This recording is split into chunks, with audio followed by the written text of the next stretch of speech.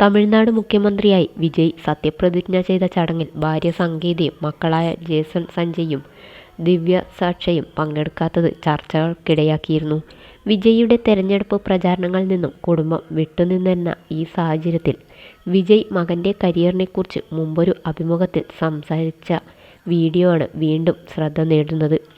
2022 പുറത്തിറങ്ങിയ ബീസ്റ്റ് എന്ന സിനിമയുടെ പ്രൊമോഷൻ്റെ ഭാഗമായി സംവിധായകനായ നെൽസൺ വിജയ് പറഞ്ഞ കാര്യങ്ങൾ വീണ്ടും പറഞ്ഞിരുന്നു. മകന് അഭിനയത്തിൽ താല്പര്യമുണ്ടോ എന്ന ചോദ്യത്തിന് മറുപടി നൽകിയിരിക്കുകയായിരുന്നു വിജയ്.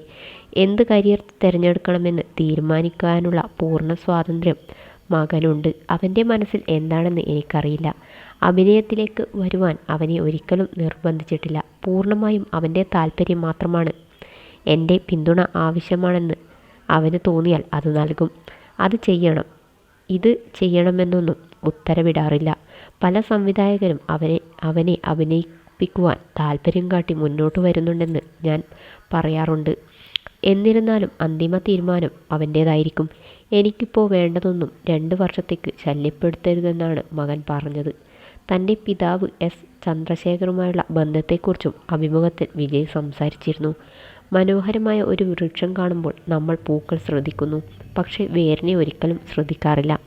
പിതാക്കന്മാർ അങ്ങനെയാണ്. അവർ എല്ലാ കുടുംബത്തിൻ്റെയും വേരുകളാണ്. നമ്മൾ മക്കളായിരിക്കുമ്പോൾ നമുക്കത് മനസ്സിലാകില്ല.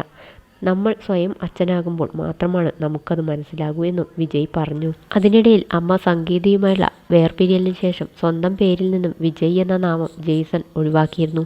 ഇതുകൂടാതെ വിജയിയുടെ സത്യപ്രതിജ്ഞ ചടങ്ങിനെപ്പറ്റി സംസാരിക്കുകയോ ആ ചടങ്ങിൽ പങ്കെടുക്കുകയോ സോഷ്യൽ മീഡിയയിൽ ഒരു പോസ്റ്റ് പങ്കിടുകയോ മകൻ ചെയ്തിരുന്നില്ല. ഇക്കഴിഞ്ഞ മദേഴ്സ് ഡേയിൽ അമ്മയെപ്പറ്റി മാത്രമായിരുന്നു ജെയ്സൺ ഒരു പോസ്റ്റ് തൻ്റെ സോഷ്യൽ മീഡിയയിൽ പങ്കിട്ടതും.